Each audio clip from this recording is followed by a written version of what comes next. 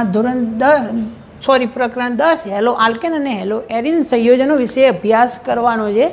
Hello alkane અને hello arene સંયોજનોમાં આપણે hello alkane પહેલાં તો આલ્કેન અને હેલો આલ્કેન એટલે તમે જાણતા હશો કે આલ્કેન, આલ્કીન અને આલ્કાઇન આ ત્રણ જે છે હાઇડ્રોકાર્બન દ્વારા બનતી ચેન છે। આલ્કેન એટલે શું? પહેલાં તો કે એમાં બધા જ સિગ્મા બંધ હોય, એટલે કે કાર્બન કાર્બન વચ્ચે એકલ બંધ જોવા મળે છે। હવે આલ્કેન, આલ્કીન અને આલ્કલાઇનની પહેલાં તો સામાન્ય માહિતી તમને આપી દઉં કે આલ્કેન જે છે, આ જે આલ્કેન છે એમાં CnH2n +2 આ એનું સામાન્ય સૂત્ર છે। હવે આપણે n બરાબર 1 લઈએ, ધારો કે તો C1H કેટલા, અહીંયા n ની જગ્યાએ 1 મૂકીએ તો 2 ગુણ્યા 1 એટલે 2 + 2 એટલે 4, એટલે કે CH4 તો મિથેન બને, આપણે મિથેન બને છે અહીંયા। એ જ રીતે અહીંયા એની જગ્યાએ 2 મૂકીએ તો ઇથેન બને, એની જગ્યાએ 3 મૂકીએ તો પ્રોપેન બને। આ રીતે એની આલ્કેન શ્રેણી બને। હવે આલ્કીન હોય,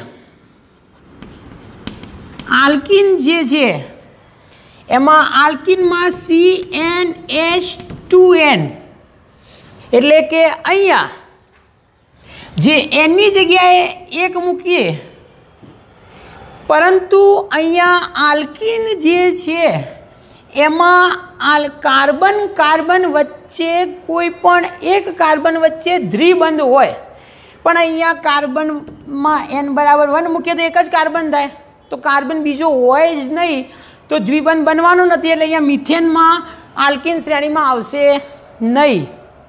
હવે n બરાબર 2 મૂકીએ તો અહીંયા શું થશે? C2H 2 ગુણ્યા 2 એટલે 4, C2H4 બન્યું। હવે C2H4 એટલે અહીંયા n બરાબર 2 એટલે ઇથેન, અને અહીંયા ઇન પ્રત્યય લાગે એટલે ઇથિન બની જાય। એ રીતે n બરાબર 3 મૂકીએ એટલે પ્રોપિન, n બરાબર 4 મૂકીએ એટલે બ્યુટીન। એ રીતે આપણે આલ્કીન શ્રેણી બનશે, એ તમે ધોરણ 10માં શીખી ગયા છો। હવે આલ્કાઇન શ્રેણી બનાવવી હોય, આલ્કાઇન શ્રેણી બનાવવી હોય તો CnH2n -2 અહીંયા n બરાબર 2 મૂકીએ તો C2H 2 ગુણ્યા 2 એટલે 4 -2 એટલે 2, તો અહીંયા શું બનશે? ઇથાઇન। કારણ કે આલ્કાઇન હોય તો એમના પ્રત્યય શું લાગશે? આઇન પ્રત્યય। હવે બંધારણ તમે જુઓ આમાં, તો આમાં કાર્બન જે છે એને આ રીતે હાઇડ્રોજનથી સંતોષાયેલી હોય, કારણ કે કાર્બનની જે સંયોજકતા છે એ ચતુર સંયોજકતા, એટલે કે 4 સંયોજકતા હાઇડ્રોજનથી સંતોષાયેલી હોય, પરંતુ અહીંયા ઇથિનમાં તમે જુઓ કે કાર્બન કાર્બન વચ્ચે દ્વિબંધ હોય, તો અહીંયા હાઇડ્રોજન કેટલા છે? એક કાર્બન જોડે 2 હોય, બીજા કાર્બન જોડે 2 હોય, કારણ કે તમે જુઓ અહીંયા કાર્બનની 2 સંયોજકતા અહીંયા સંતોષાયેલી છે દ્વિબંધ જોડે, તો અહીંયા હાઇડ્રોજન અને અહીંયા હાઇડ્રોજન તો 4 થઈ ગયા। હવે એ જ રીતે અહીંયા આ કાર્બન જોડે અહીંયા હાઇડ્રોજન અને અહીંયા હાઇડ્રોજન તો થઈ ગયા 4, 1 2 3 અને 4 સંયોજકતા પૂરી થઈ ગઈ। એ રીતે અહીંયા ઇથાઇનમાં કાર્બન કાર્બન વચ્ચે ત્રિબંધ હોય,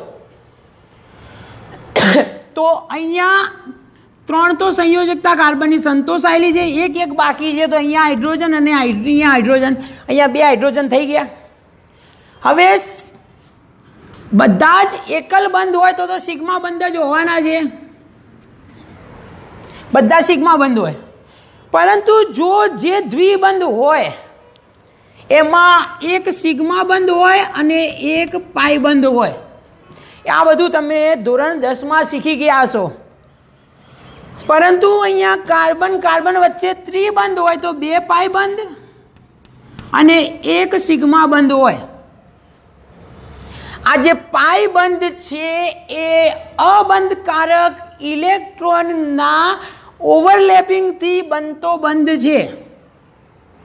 ધ્યાનથી જુઓ કે આમાં જે છે એમાં ઇલેક્ટ્રોનની ભાગીદારી થઈ અને સહસંયોજક બંધ બનાવતો નથી, પરંતુ એમાં જે પાઈ બંધ છે એ ઓવરલેપિંગ દ્વારા બનતો બંધ છે. એટલે અહીંયા જે છે એને કોઈ સમતલમાં દર્શાવવું હોય તો અહીંયા કાર્બન વચ્ચે જે છે એક સિગ્મા બંધ, આ બધા તો સિગ્મા બંધ જ હોવાના, જે એકલ બંધ છે એ, પરંતુ અહીંયા જે પાઈ બંધ છે એ આ રીતે ઓવરલેપિંગ થયેલો જોવા મળે છે. હવે તમને આમાં સમજ પડી ગઈ હશે કે આલ્કેનના અંદર શું ભેદ છે. આલ્કેન, આલ્કીન અને આલ્કાઇન, આ એના ઉદાહરણ દ્વારા તમને સમજાવ્યું છે. હવે એરિન, હેલો ઉપર પછી જઈએ છીએ આપણે. પહેલાં એરિન. એરિન એટલે એરાઇલ. એરાઇલ, એરાઇલ એટલે એરોમેટિક બંધારણ ધરાવતો હોય એવો તમને ઉદાહરણમાં તમે જાણતા હશો. ધોરણ 12ના વિદ્યાર્થીઓ 11માના અંદર બેન્ઝીનનો અઢળક ઉપયોગ થયેલો જ હશે. આ બેન્ઝીન જે છે એ ચક્રીય રચના જોવા મળે છે. તમે એનું સ્ટ્રક્ચર આ પ્રકારનું દોરો છો, અથવા બીજું પણ એક એનું સ્ટ્રક્ચર દોરી શકાય છે કે આ રીતે એને દ્વિબંધ દ્વારા પણ તમે દર્શાવી શકો છો. એટલે કે બેન્ઝીનમાં 3 દ્વિબંધ આવેલા હોય છે. હવે એટલા સુધીની તમને આલ્કેન અને એરિન વિશેની સમજ પડી ગઈ હશે. હવે આપણે હેલો એટલે કે આ જે આલ્કેન, આલ્કીન કે એરોમેટિક એરાઇલ જોડે જો હેલોજન જોડાયેલો હોય તો જે બનતું સંયોજન છે એને હેલો આલ્કેન અથવા હેલો એરિન કહેવામાં આવે છે. હવે હેલોજન જે સમૂહ છે એ 1 પણ જોડાયેલો હોય, 2 પણ જોડાયેલો હોય કે 3 પણ જોડાયેલો હોય, એ જે પ્રકારે જોડાયેલું હોય છે એ પ્રકારે આ સંયોજન બને અને એનું નામકરણ થાય. હવે આપણે એનું આગળ વર્ગીકરણ પણ ભણીશું અને એનું IUPAC નામકરણ પણ ચર્ચા કરીશું. પણ પહેલાં હેલો આલ્કેન અને હેલો એરિન સંયોજનોનો ઉપયોગ ક્યાં આગળ થાય? તો આપણે જે જૈવિક રાસાયણિક પ્રક્રિયાઓ છે એમાં ઉત્સેચક તરીકે પણ એનો ઉપયોગ થાય છે. મેલેરિયા જેવી, ટાઇફોઇડ, મેલેરિયા જેવા રોગોની દવાઓ બનાવવામાં પણ એનો ઉપયોગ થાય છે. આ ઉપરાંત એનો કોઈ ઉદ્યોગોના અંદર પણ એનો ઉપયોગ થાય છે. અને એક તમને બહુ સરસ ઉદાહરણ આપું કે જ્યારે આપણે કોઈ સર્જરી કરાવીએ છીએ તો એમાં જે તમને નશાકારક પદાર્થ આપવામાં આવે છે, નશા માટે જે પદાર્થ આપવામાં આવે છે એનું નામ પણ તમે સાંભળ્યું હશે, ક્લોરોફોર્મ. જે ક્લોરોફોર્મ છે એનું અણુસૂત્ર છે CCl4. એ ક્લોરોફોર્મ જે છે એના અંદર આ જે ક્લોરોફોર્મ છે એમાં તમે જે છે એ આપણે એ નશાકારક પદાર્થ તરીકે એના અંદર ઉપયોગ કરવામાં જે ક્લોરોફોર્મ છે એ પણ એક કાર્બન જે છે હેલો આલ્કેન જ છે, કારણ કે એમાં કાર્બન જોડે હેલોજન જોડાયેલો છે. હવે વિદ્યાર્થી મિત્રો અહીંયા આપણે આલ્કેન, આલ્કીન અને એની માહિતી મેળવી. હવે એના આપણે વર્ગીકરણ ઉપર જઈએ. આ તમને એની પ્રાથમિક સામાન્ય માહિતી આપી દીધી છે અહીંયા. તો એના વર્ગીકરણ ઉપર જઈએ છીએ કે એનું વર્ગીકરણ.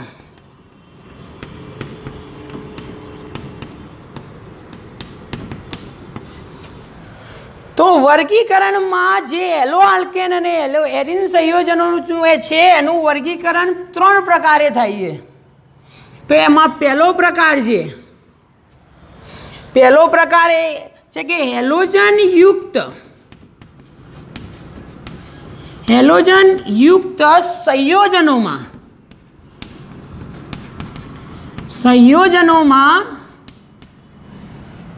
હેલોજનયુક્ત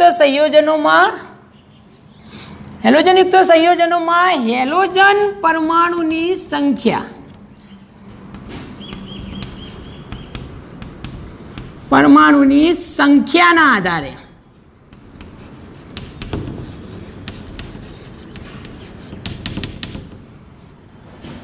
હવે આમાં આપણે પહેલા હેલોજન પરમાણુની સંખ્યાના આધારે પહેલો પ્રકાર છે. બીજો પ્રકાર એવો છે કે હેલોજનયુક્ત સંયોજનોમાં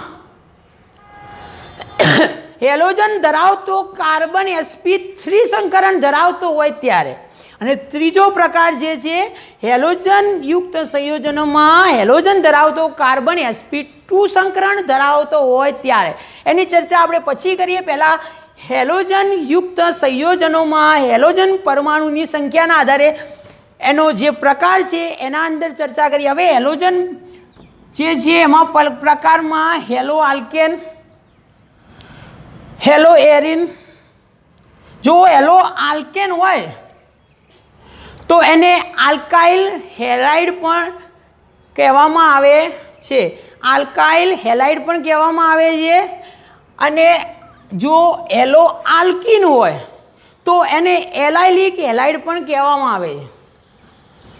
અને જો હેલો એરિન હોય તો એરાઇલ હેલાઇડ પણ એને કહેવામાં આવે છે, અથવા એને બેન્ઝાઇલિક હેલાઇડ પણ કહેવાય છે. હવે આપણે એમાં હેલોજનયુક્ત સંયોજનોમાં હેલોજન પરમાણુની સંખ્યાના આધારે હેલોજનયુક્ત પરમાણુની સંખ્યાના આધારે જો ધારો કે હેલોજનયુક્ત સંયોજનમાં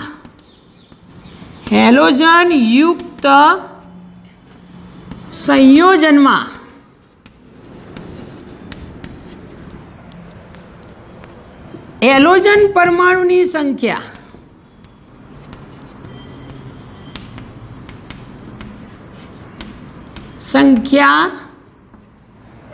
1 હોય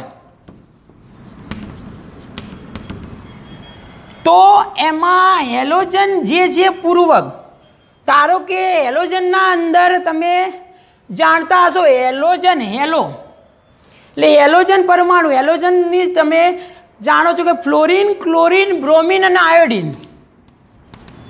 હેલોજન સમૂહ કયા છે? ફ્લોરિન, ક્લોરિન, બ્રોમિન અને આયોડિન.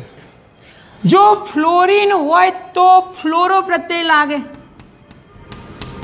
પૂર્વકમાં ફ્લોરો લાગે. ક્લોરિન હોય તો ક્લોરો, બ્રોમિન હોય તો બ્રોમો અને આયોડિન હોય તો આયોડો પ્રત્યય લાગે. હવે એક હોય ત્યારે તો તમે ડાયરેક્ટ લખી શકો મોનોફ્લોરો ઇથેન, એ રીતે લખી શકાય. પણ જો 2 હોય તો કયો પ્રત્યય લગાવો? પૂર્વકની આગળ 1 થી વધારે હેલોજન હોય, 1 કે 1 થી વધારે હોય તો કયો પ્રત્યય એટલે કે કયો પૂર્વકનો ઉપયોગ કરવો એ હેલોજન પરમાણુની સંખ્યાના આધારે જે વર્ગીકરણ થાય છે એ પ્રમાણે લખવામાં આવે છે. જો 1 હોય તો મોનો, 2 હોય તો ડાય, 3 હોય તો ટ્રાય, 4 હોય તો ટેટ્રા અને 4 થી વધારે હોય, 4 થી વધુ એટલે કે 5 કે 5 થી વધુ તો એનો પોલી શબ્દનો ઉપયોગ થાય છે. હવે એનું એક ઉદાહરણ તમને આપું. પહેલાં હેલો આર્કેનનું એક ઉદાહરણ લઈએ આપણે કે CH3 CH2 અહીંયા હું X લખું તો એનો અર્થ આ કે સામાન્ય સૂત્ર થયું કે Xની જગ્યાએ કોઈ પણ હેલોજન સમૂહ છે એવું કહી શકાય. હવે અહીંયા ધારો કે CH3 CH2 Cl લખું તો હવે તમે આગળ નામકરણમાં તો આગળ શીખી ગયા છો ધોરણ 10માં 1 અને 2 તો કે ઇથેન, અને 1 અને 2 ઇથેન અને પહેલા કાર્બન જોડે એક જ Cl જોડાયેલો છે, મોનો ક્લોરો ઇથેન બનશે. હવે આ જે છે એમાં 1 કે 2 કાર્બન હોય ત્યાર સુધી નંબર આપવાની જરૂરિયાત રહેતી નથી. એનું કારણ છે કે અહીંયા તમે જોઈ શકો છો કે અહીંયાથી કાર્બન જોડે જોડીએ કે આ બાજુથી Cl જોડાય, એટલે કે કોઈ પણ એક હાઇડ્રોજનનું વિસ્થાપન થઈ અને ક્લોરીન જોડાયેલો હોય તો એમાં બંને બાજુથી ક્રમ આપીએ તો ક્લોરીન પહેલા ક્રમ ઉપર જ આવશે, પણ જ્યારે 3 કે 3થી વધારે કાર્બન હોય ત્યારે ક્રમ દર્શાવવો પડે, કારણ કે ક્લોરીન કોઈ પણ કાર્બન જોડે જોડાયેલો હોય તો એનું નામકરણમાં ફેરફાર થઈ જાય છે, કે એનું IUPAC નામકરણ બદલાઈ જાય છે।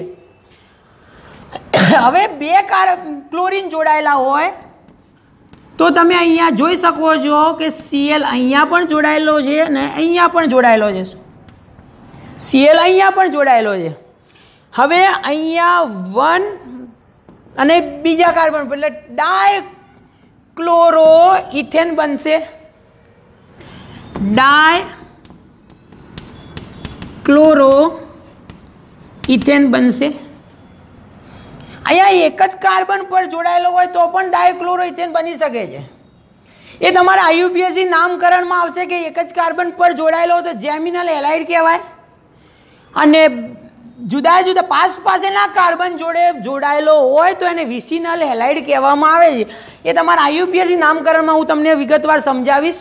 અત્યારે તમે આ જે છે ડાયક્લોરોઇથેન જે છે એ આ રીતે એનો ડાય, ટ્રાય અને ટેટ્રાનો ઉપયોગ થાય છે। હવે એક હું ચક્રીય એરી રચના અંદર તમને સમજાવું છું કે ધારો કે અહીંયા બેન્ઝીન છે,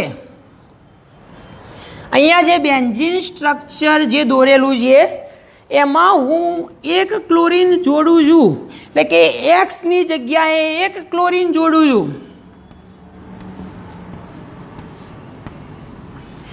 અહીંયા ક્લોરીન જોડું છું,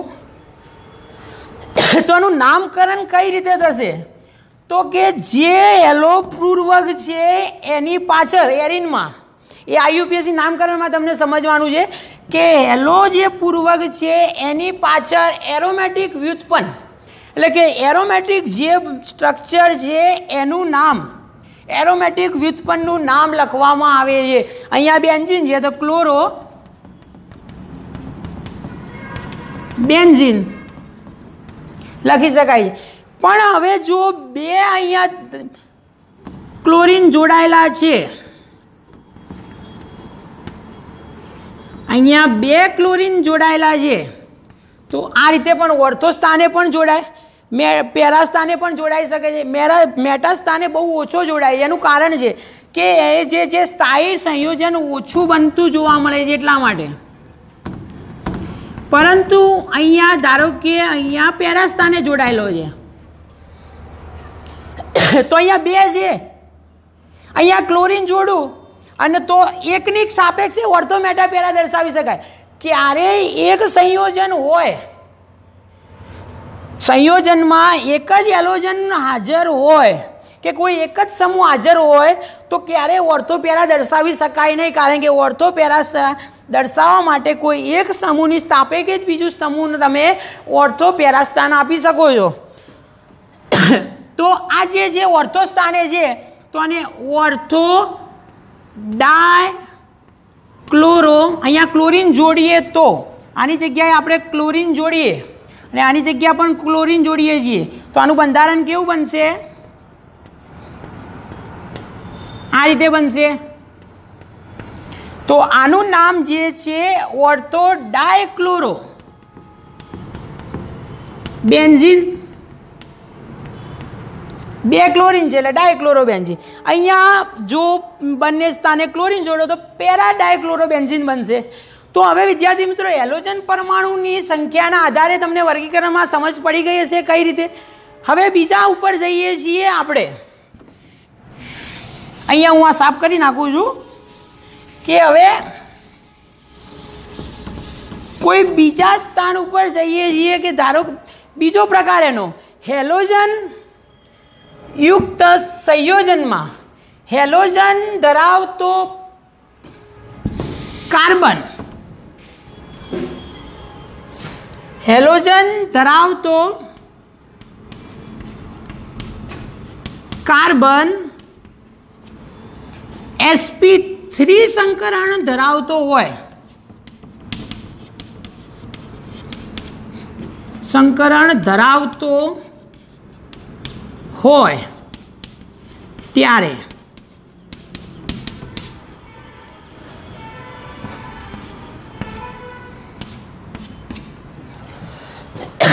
હવે sp3 પાછળ sp2 આવશે તો હવે sp3 sp2 અને sp3 નો તમને સામાન્ય ખ્યાલ આપું છું કે sp sp2 અને sp3 તો આનો જે હું તમને ખ્યાલ આપું તો પહેલાં sp તમે આગળ ભણી જ ગયા હશો કે sp હોય તો એનું જે બંધારણ છે રેખીય હોય એટલે કે રેખીય રચના જોવા મળે છે આમાં અને એનો બંધ કોણ છે 180 આ જે સમતલ્ય ત્રિકોણ જોવા મળે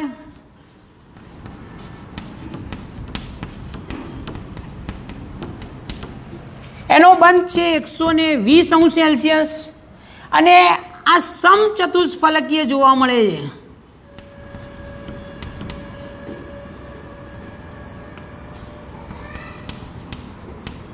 સમચતુષ્ફલકીય એનો છે 109.5°C આ જે છે એનો જે sp ના અંદર 180° એનું એક ઉદાહરણ છે BCl2 આ તો બધું તમે આગળ શીખી જ ગયા હશો પણ એક તમને સામાન્ય માહિતી આપું છું કે આ sp2 sp3 અને sp માં શું ફેર છે અહીંયા BCl3 અને અહીંયા CH4 NH3 H2O બધા એમાં આવે છે પણ આમાં જે છે એમાં બધામાં સિગ્મા બંધ જ હોય છે પણ આમાં જે આપણે ભણવાનું છે sp3 અને sp2 એમાં આમાં sp3 માં જે કાર્બન જોડે હેલોજન જોડાયેલો હોય સિગ્મા બંધ ધરાવતો હોય પરંતુ sp2 સંકરણ ધરાવતો કાર્બન હેલોજન જોડે જોડાયેલો હોય તો એમાં દ્વિબંધ ધરાવતો કાર્બન જોવા મળશે તમને હું એક ઉદાહરણ દ્વારા સમજાવું છું કે આગળ પણ તમને સમજાવ્યું કે sp3 અને sp2 સંકરણ કઈ રીતે થાય કારણ કે તમે અહીંયા જોઈ શકો છો કે CH4 એ sp3 સંકરણ ધરાવે છે તો મિથેન sp3 ધરાવતો હોય તો તમે અહીંયા ઇથેન પણ જોઈ શકો છો C2H5 કારણ કે આપણે દ્વિબંધમાં sp2 સમજવા માટે આપણે મિથેન આવશે નહીં આલ્કિનમાં એટલા માટે અહીંયા હું તમે પહેલાં ઇથેન લઉં છું કે ઇથેનમાં તમે જુઓ કે બંધારણ આ પ્રકારે તમને જોવા મળશે જે છે C2H6 કારણ કે CnH2n +2 2 × 4 ને 1 2 6 તો હવે અહીંયા બંધારણ આ પ્રકારે જોવા મળશે અહીંયા જે છે એ હાઇડ્રોજનથી સંતોષાયેલી હશે 6 હાઇડ્રોજન આજુબાજુ જોડાયેલા હશે પરંતુ અહીંયા તમે જો દ્વિબંધ હોય તો અહીંયા C2H4 થઈ જશે તો અહીંયા દ્વિબંધ આ રીતે દર્શાવેલું હશે બંધારણ એનું અહીંયા હાઇડ્રોજનથી સંતોષાયેલી હશે હવે તમે જોઈ શકો છો કે અહીંયા જે છે એમાં આ રચનાઓ કયા પ્રકારે હોય છે કે એનો આકાર આ પ્રકારે રેખીય હોય આમાં sp2 માં 120°ના ખૂણો હોય આમાં તમે જોઈ શકો છો કે આ રીતની રચના તમને જોવા મળશે સમચતુષ્ફલકીય રચના જોવા મળશે હવે આમાં એવું છે કે જે છે એ આમાં કાર્બનની 4 સંયોજકતા એટલે કે 4 સંયોજકતા જે છે એ બીજા 4 જોડે ભાગીદારી કરશે એમાં એક તમે કાર્બનનું C6 ધારો કે છે તો અહીંયા પહેલાં 1s એમાં 2 ઇલેક્ટ્રોન હશે 2s તો એમાં 2 હશે અને 3p એમાં 3 2p z માં પહેલાં ભરાય 2p વાયમાં પછી ભરાય ને 2p એક્સમાં પછી છેલ્લે ભરાય. એમાંથી 2 ને 2 4 થી આવે, 2 આમાં ભરાશે. પરંતુ જ્યારે કાર્બનની જે સક્રિય જે ઇલેક્ટ્રોન રચના લખીએ એટલે આ જે 2s નો ઇલેક્ટ્રોન અહીંયા જશે. તો એની સક્રિય રચના લખીએ તો આપણે જે કાર્બન જે સ્ટાર લખીએ એમાં જે આ ઇલેક્ટ્રોન અહીંયા જતો રહેશે. તો હવે તમે જુઓ કે આ જે બંધમાં 4 સંયોજકતા છે એમાં એક અહીંયા અને એક અહીંયા ભરાશે તો એક S ભાગ લેશે અને 3p ભાગ લેશે. તો જે આમાં જે બને છે એમાં એક p એટલે S અને 3p એટલે sp3 સંકરણ બનાવશે. તમે આ શીખી ગયા છો આગળ. પરંતુ જો એ આલ્કિનમાં ફેર થાય છે તો કે દ્વિબંધ બને છે. દ્વિબંધ બને એટલે કાર્બન જે છે એમાં 2 કાર્બન હોય તો દ્વિબંધ બનવામાં એક આ જે છે આ એક જે ઇલેક્ટ્રોન છે એ મેં તમને કહ્યું હતું કે દ્વિબંધ બનવામાં જે ઓવરલેપિંગ થાય છે એમાં એક અબંધકારક ઇલેક્ટ્રોન ભાગ લે છે. એ ઓવરલેપિંગ બનવામાં જે ઇલેક્ટ્રોન બને એ સંકૃત કક્ષકમાં ભાગ ના લે. એ જે સંકૃત કક્ષક જે બને છે એમાં ભાગ ના લે એટલા માટે દ્વિબંધ બને. અહીંયા જે છે આ દ્વિબંધ આપણે હું તમને આગળ બતાવ્યું હતું કે આ રીતે દર્શાવી શકાય. કાં તો પછી એની પી રચના દર્શાવવામાં આવે તો એ જે છે એ સમતલને રંબ રૂપે આ રીતે દર્શાવેલી હોય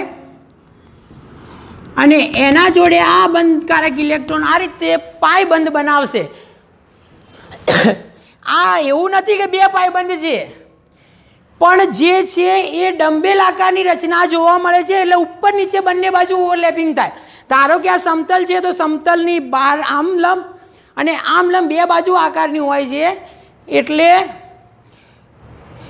ઓવરલેપિંગ થાય છે અને પાયબંધ બનતો હોય છે. તો હવે આમાં એવું છે કે જે sp3 ની જગ્યાએ sp2 સંકરણ બને તો એમાં આપણે એ બનવાનું છે જો ત્રિબંધ બને તો sp સંકરણ બનશે. હવે આપણે અહીંયા એના 3 પ્રકાર પડે છે.